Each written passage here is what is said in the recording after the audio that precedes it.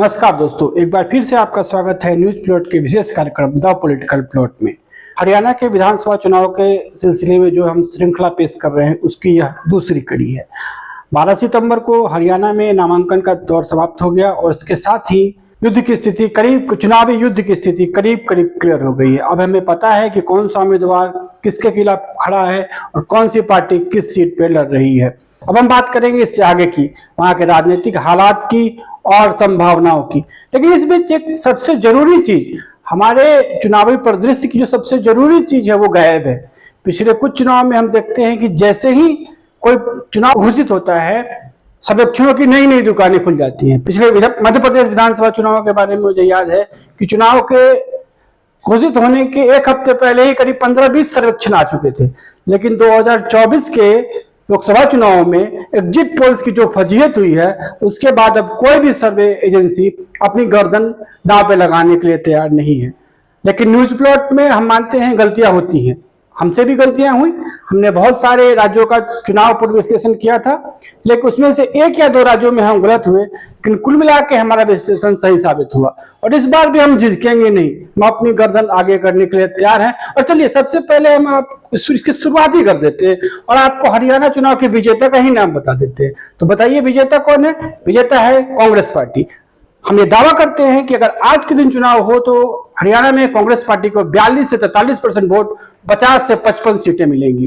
Bharatiya Janata party को 25 से 30% के बीच वोट और करीब 20 से 25 सीटें मिलेंगी। और बाकी पार्टियां जिसमें आम आदमी पार्टी, जनतांत्रिक जनता दल, INLD और निर्दलीय शामिल हैं, इनको करीब 8 से 10 सीटें मिलेंगी और इनका वोट प्रतिशत जो है वो 10 से 15% के बीच रहने की संभावना है। जैसा कि हम अपने हर आलेख में चेतावनी देते रहते हैं, जिंदगी के हर क्षेत्र में होप फॉर द बेस्ट और प्रिपेयर फॉर द वर्स्ट का मुहावरा लागू होता है। यही मुहावरा चुनावों के संदर्भ में भी लागू होता है।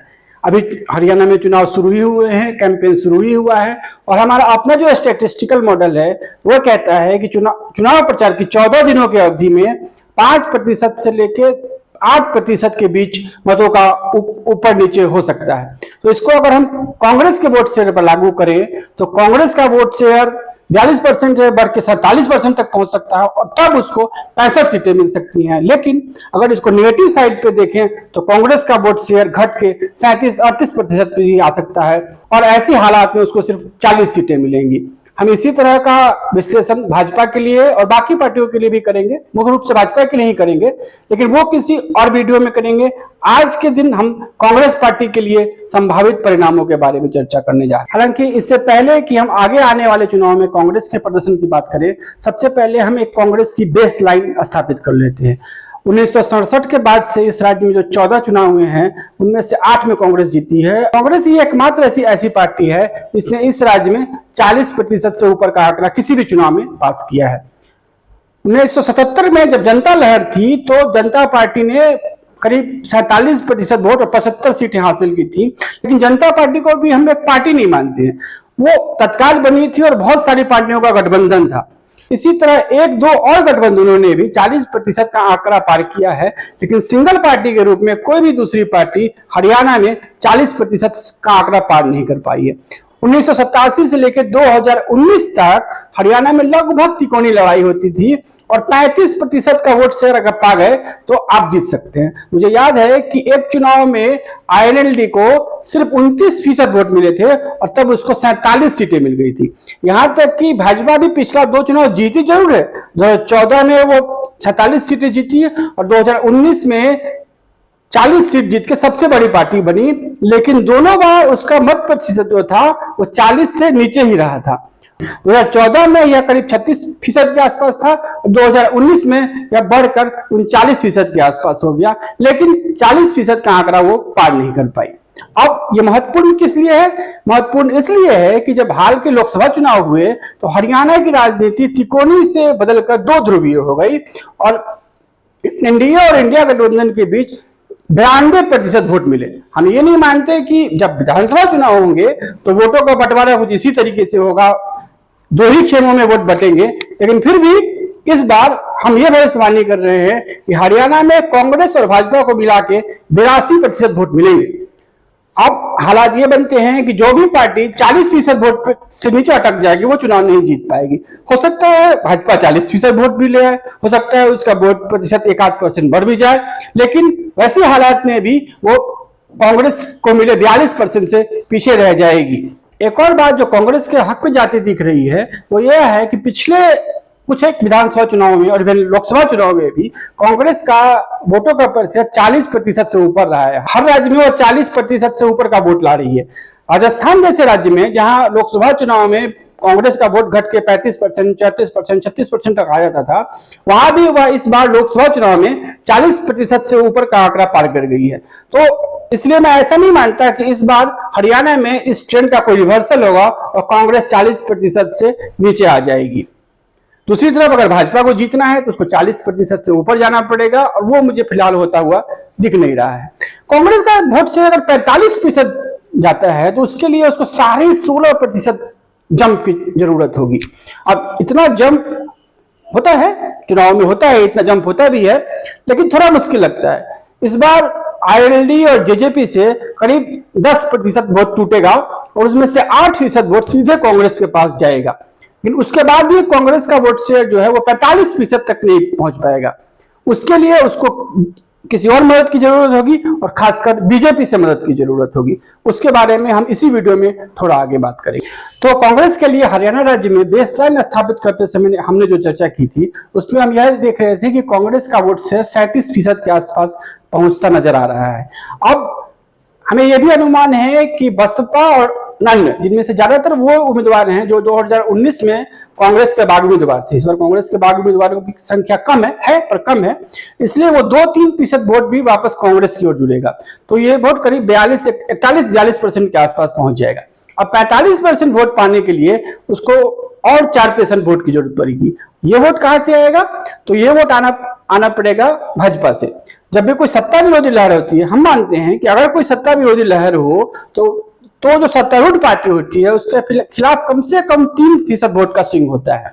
अगर ये 3% वोट का स्विंग सीधा कांग्रेस को ट्रांसफर हो गया तो कांग्रेस का वोट शेयर 44% के आसपास पहुंच जाएगा और तब उसको 65 सीटें मिल सकती हैं। लेकिन जब मैंने कांग्रेस के कुछ सूत्रों से बात करी तो उन्होंने कहा कि लोकसभा चुनाव में हरियाणा में भाजपा के वोटों में 12% की गिरावट देखी गई है। 12% एक बहुत बड़ा आंकड़ा होता है, लेकिन इसके अलावा बाकी राज्यों में भी, चाहे उत्तर प्रदेश हो, चाहे बिहार हो, झारखंड हो, महाराष्ट्र हो, राजस्थान हो, हर जगह भाजपा के वोटों में 8% की गिरावट आई है। तो कांग्रेस के सूत्र बताते हैं कि हम ये मान रहे हैं कि ये 8% की गिरावट हरियाणा के विधानसभा चुनाव में भी आएगी। अगर हम ये 8% जोड़ देते हैं कांग्रेस के वोट शेयर में, पूरा 8% ना जाए, 6% भी चला जाए, तब कांग्रेस का वोट शेयर 47% को पार कर जाएगा और वैसी स्थिति में कुछ भी संभव है। तो जिस कांग्रेसी सूत्र से मैं बात कर रहा था उनका यह मानना था कि ये 70 से 75 सीटें तक पहुंचा सकता है कांग्रेस की, लेकिन हमें वैसा लगता नहीं है। भाजपा के खिलाफ विधानसभा चुनाव में उतना बड़ा स्विंग हाल फिलहाल में देखने को नहीं मिला है। कर्नाटका में भाजपा हारी भी थी, लेकिन फिर भी उसका वोट शेयर सिर्फ 0.5% ही कम हुआ था। तो हम ये मानते हैं कि हरियाणा में भाजपा का वोट शेयर 1 या 2% तक कम होगा और कांग्रेस बहुत जाएगी तो 42-43 तक जा सकती है। इसलिए फिलहाल हम यही मान रहे हैं कि हरियाणा में कांग्रेस के लिए सबसे अच्छी जो स्थिति है वो 43% वोट और 65 सीट है। इसके ऊपर का कोई भी नतीजा चौंकाने वाला होगा। ये तो था हरियाणा में कांग्रेस की सबसे अच्छी स्थिति वाला विश्लेषण। अब हम बात करते हैं हरियाणा में कांग्रेस की सबसे खराब स्थिति क्या हो सकती है। तो हरियाणा में कांग्रेस की सबसे खराब स्थिति के लिए हमारा जो आंकड़ा है वो है 36% वोट और 40 सीटें। कांग्रेस के लोग भले यह बात कर रहे हो कि बीजेपी के वोट में 3%, 5%, 8% की गिरावट आ जाए, लेकिन थोड़ा इसको अलग तरीके से भी सोचना पड़ेगा। भाजपा का वोट शेयर पूरे देश में 30% का है और 30% का ये वोटर ऐसा है जो किसी भी हालत में बीजेपी का साथ नहीं छोड़ता। 2015 के विधानसभा चुनाव में दिल्ली में 2015 के दिल्ली विधानसभा चुनाव में जब बीजेपी की हालत एकदम खस्ता हो गई थी, उसको सिर्फ 3 सीटें मिली थी, तब भी 32.3% वोट भाजपा के साथ गए थे। तो हमें ये नहीं दिखता कि किसी भी हालत में भाजपा का वोट शेयर इतना कम होगा हरियाणा। इसके अलावा जनतांत्रिक जनता पार्टी और आईएनएलडी से शिफ्ट होने वाला सारा वोट कांग्रेस को नहीं जाएगा। इन पार्टियों में कुछ ऐसे लोग हैं जो पिछले 5-6 चुनाव से कांग्रेस को वोट नहीं दिया है जिन्होंने, तो वो लोग सीधे आईएनएलडी और जजपा से टूट के कांग्रेस के पास चले जाएंगे, इसकी संभावना मुझे नहीं दिखती। तो उसका 1/3 वोट आप मान लीजिए 2 से 3% भाजपा को भी जाएगा, तो जो उसको बाकी जगहों पे नुकसान हो रहा है उसकी भरपाई इससे हो सकती है। तो भाजपा का वोट शेयर जो पिछली बार जितना था उतना ही बना रहेगा। तो अगर ऐसा होता है तो बीजेपी को 36-37% वोट मिलेंगे और वैसी स्थिति में कांग्रेस के 44-45% से ऊपर जाने की संभावना खत्म हो जाएगी। अब एक और तीसरा कोण भी है जिसके बारे में बातें की जा रही थी। कांग्रेस ये चाह रही थी कि आम आदमी पार्टी से समझौता करके वह तीसरे विकल्प को पूरी तरह से खत्म कर दे। आईएनएलडी और जेजेपी वैसे ही उनकी क्रेडिबिलिटी खत्म हो गई है, तो वोटर उनकी तरफ नहीं जा रहे हैं। आम आदमी पार्टी वहां अभी एक नई पार्टी है, इसलिए कुछ मतदाताओं का झुकाव उनके तरफ था। लेकिन अब आम आदमी पार्टी और कांग्रेस के बीच समझौता नहीं हुआ है और आप सभी 90 सीटों पे चुनाव लड़ रही है। तो भाजपा ये उम्मीद कर रही है, कांग्रेस इसके खिलाफ है, कि 4 से 5% वोट अगर आम आदमी पार्टी काट लेती है तो वो भाजपा के खेमे से नहीं जाएगा, वो वोट वो कांग्रेस के खेमे से जाएगा।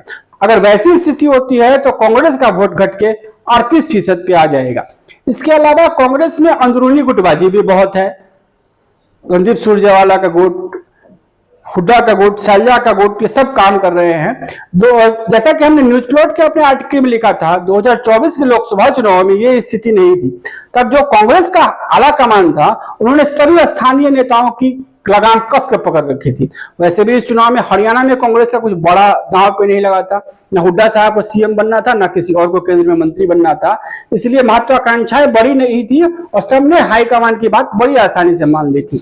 लेकिन अब सभी समाचार पत्र, मीडिया संस्थान, चुनाव विश्लेषण ये बता रहे हैं कि कांग्रेस सत्ता में वापस आ रही है। तो सत्ता की ये मीठी खुशबू है, इसका एहसास जैसे ही कांग्रेस के नेताओं को हुआ है, कांग्रेस में गुटबाजी बढ़ गई है। चुनाव टिकट के बंटवारे में हुड्डा की जमकर चली है। करीब 90 में से मान लीजिए 70-72 उम्मीदवार उन्हीं के हैं और टिकट इतना लेट से बटा है कि किसी भी और गुट को कुछ खास करने को बचा नहीं है।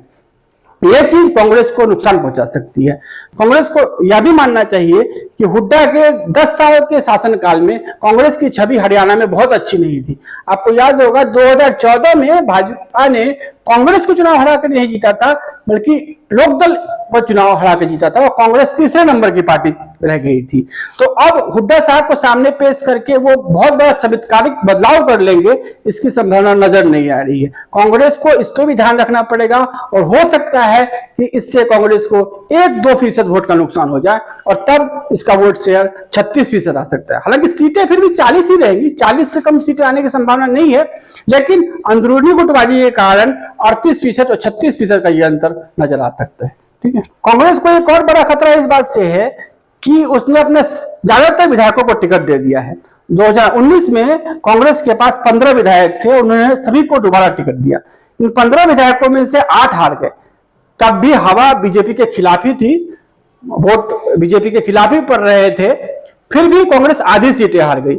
इस बार कांग्रेस ने अपने 31 में से 24 विधायकों को फिर से टिकट दिया है और अनुमान यह लगाया जा रहा है कि इसमें से भी 10-12 विधायक हार जाएंगे। हालांकि इसका मत प्रतिशत पे कोई खास असर नहीं पड़ेगा, लेकिन कांग्रेस जो 65-70 सीटें 70-75 सीटें जीतने की सोच रही है, उसका असर इन 10-12 सीटों से जरूर पड़ेगा। ये तो बात हुई कांग्रेस के लिए सबसे अच्छे और सबसे बुरे परिणामों की। अब थोड़ी नजर 2014 और 2019 के कुछ आंकड़ों पे भी डाल लें, जिसका असर कांग्रेस के चुनावी परिणाम पे पड़ सकता है। 2014 में कांग्रेस की हालत बहुत खराब थी, वो 15 सीटें जीती थी और सिर्फ 19 सीटों पे वो दूसरे नंबर पर रही थी, यानी कि सिर्फ 34 सीटें थी जहां वो सीधे मुकाबले में थी। इन 34 सीटों में से 28 सीटों में उसका सीधा मुकाबला भाजपा से हुआ था और इसमें से वो सिर्फ 5 सीटें जीत पाई थी। इसके अलावा राज्य में 17 दलित रिजर्व सीट हैं, एससी समुदाय के लिए रिजर्व सीट्स हैं, उनमें से सिर्फ 4 सीटों पर कांग्रेस जीत पाई थी। उस चुनाव में करीब 22 सीटें ऐसी थीं जहां कांग्रेस को मिले मतों की संख्या 15,000 से भी कम थी। अब इसी आंकड़े को हम 2019 में लाकर देखें तो इस बार कांग्रेस 31 सीटें जीती और 30 सीटों पे वो दूसरे नंबर पे रही थी। इस बार 50 सीटों पे उसका सीधा मुकाबला हुआ था भाजपा से और इनमें से 25 सीटें कांग्रेस जीतने में कामयाब रही थी। लेकिन 2019 के चुनाव में भी कांग्रेस दलितों की रिजर्व 17 सीटों में से 7 सीटें ही जीत पाई थी और करीब 22 सीटों पे, तब भी उसका वोट 15,000 से कम था। तो इन 22 सीटों पे कांग्रेस को विशेष रूप से ध्यान देने की जरूरत है। ऐसे जैसी हम भविष्यवाणी कर रहे हैं, इस बार कांग्रेस और भाजपा के बीच 76 सीटों में सीधी लड़ाई होगी और इनमें से करीब 46 सीटें कांग्रेस फिलहाल जीतने की स्थिति में है। अन्य दलों के साथ 8 या 10 सीटों पर कांग्रेस का सीधा मुकाबला होगा और इसमें से 6 से 7 सीटें कांग्रेस बड़ी आसानी से जीतती नजर आ रही है। तो ये था आज का द पॉलिटिकल प्लॉट। अगले अंक में हम फिर से हरियाणा की राजनीति के बारे में चर्चा करेंगे और तब हम बात करेंगे भाजपा के लिए सबसे अच्छे और खराब प्रदर्शन की, और हम यही चर्चा आपके बारे में भी करेंगे और उसके बाद हम कुछ विशेष सीटों पे पार्टियों के प्रदर्शन के बारे में चर्चा करेंगे। तो देखते रहिए द पॉलिटिकल प्लॉट। ऐसे ही और खबरों के लिए लॉगिन कीजिए हमारी वेबसाइट newsplot.co.in पे।